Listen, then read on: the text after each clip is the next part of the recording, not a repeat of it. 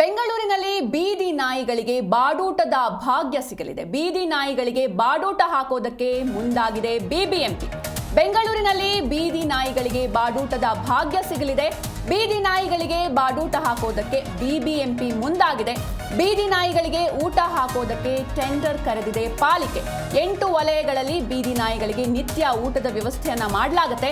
ಪ್ರತಿದಿನ ಚಿಕನ್ ಹಾಗೂ egg rice ಊಟ ಹಾಕೋದಕ್ಕೆ ಪ್ಲಾನ್ ಮಾಡಲಾಗಿರುವಂಥದ್ದು. ಬೀದಿ ನಾಯಿಗಳ ಊಟಕ್ಕೆ 2.8 ಕೋಟಿ ಟೆಂಡರ್ ಕರೆದಿದೆ ಪಾಲಿಕೆ.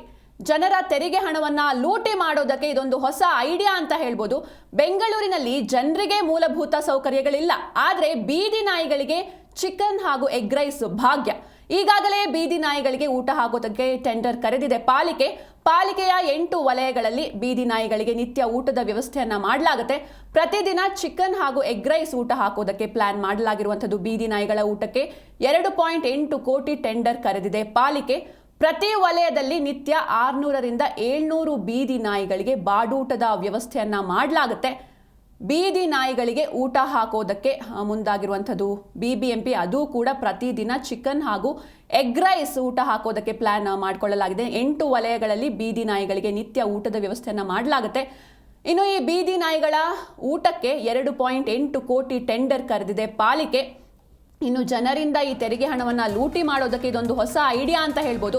ಬೆಂಗಳೂರಿನಲ್ಲಿ ಜನರಿಗೇನೆ ಮೂಲಭೂತ ಸೌಕರ್ಯಗಳಿಲ್ಲ, ಆದರೆ ಬೀದಿ ನಾಯಿಗಳಿಗೆ ನಿತ್ಯವೂ ಚಿಕನ್ ಹಾಗೂ ಎಗ್ ರೈಸ್ ಭಾಗ್ಯ ದೊರಕಿಸಿಕೊಡ್ತಾ ಇದೆ ಬಿಬಿಎಂಪಿ.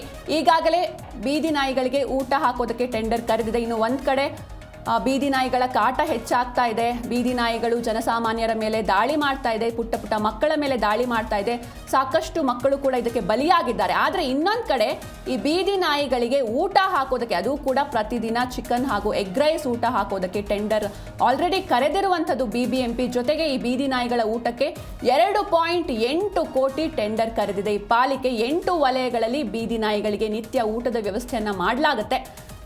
ಪ್ರತಿ ವಲಯದಲ್ಲಿ ನಿತ್ಯ 600ರಿಂದ 700 ಬೀದಿ ನಾಯಿಗಳಿಗೆ ಬಾಡೂಟದ ವ್ಯವಸ್ಥೆಯನ್ನ ಮಾಡಲಾಗುತ್ತೆ. ಇನ್ನು ಮುಂದಿನ ದಿನಗಳಲ್ಲಿ ಬೆಂಗಳೂರಿನ ಜನರಿಗೆ ಒಂದು ಕಡೆ ಮೂಲಭೂತವಾದಂತಹ ಸೌಕರ್ಯಗಳಿಲ್ಲ, ಜೊತೆಗೆ ಈ ಬೀದಿ ನಾಯಿಗಳ ಹಾವಳಿ ಕೂಡ ಹೆಚ್ಚಾಗ್ತಾ ಇದೆ.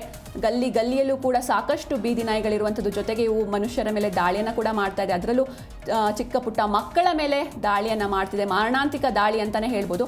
ಆದರೆ ಇನ್ನೊಂದು ಕಡೆ ಬಿಬಿಎಂಪಿ ಇದರ ಕಡೆ ಗಮನವನ್ನು ಹರಿಸೋದು ಬಿಟ್ಟು ದಿನವೂ ಅವಕ್ಕೆ ಚಿಕನ್ ಹಾಗೂ ಎಗ್ ರೈಸ್ ಭಾಗ್ಯ ನೀಡೋದಕ್ಕೆ ಮುಂದಾಗಿರುವಂಥದ್ದು.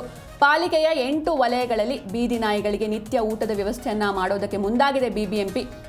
ಪ್ರತಿ ವಲಯದಲ್ಲಿ ನಿತ್ಯ 600ರಿಂದ 700 ಬೀದಿ ನಾಯಿಗಳಿಗೆ ಬಾಡೂಟವನ್ನ ನೀಡೋದಕ್ಕೆ ಪ್ಲಾನ್ ಮಾಡಿಕೊಂಡಿದೆ. ಬೀದಿ ನಾಯಿಗಳ ಊಟಕ್ಕೆ 2.8 ಕೋಟಿ ಟೆಂಡರ್ ಕರೆದಿದೆ ಪಾಲಿಕೆ.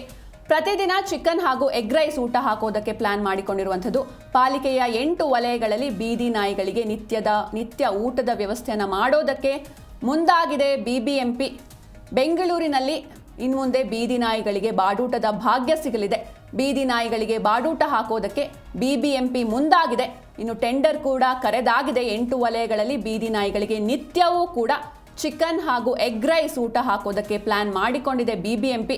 ಇದಕ್ಕಾಗಿ 2.8 ಕೋಟಿಯ ಟೆಂಡರ್ ಅನ್ನು ಕರೆದಿದೆ ಪಾಲಿಕೆ. ಇತ್ತ ಒಂದು ಕಡೆ ಜನರೇ ಒಂದು ಹಸುವಿನಿಂದ ಸಾಯ್ತಿದ್ದಾರೆ, ಅಥವಾ ಜನರಿಗೇನೆ ಮೂಲಭೂತ ಸೌಕರ್ಯಗಳಿಲ್ಲ. ಆದರೆ ಇನ್ನೊಂದು ಕಡೆ ಜನರ ತೆರಿಗೆ ಹಣವನ್ನು ಲೂಟಿ ಮಾಡೋದಕ್ಕೆ ಹೊಸ ಪ್ಲಾನ್ ಮಾಡಿಕೊಂಡಿದೆ ಬಿಬಿಎಂಪಿ.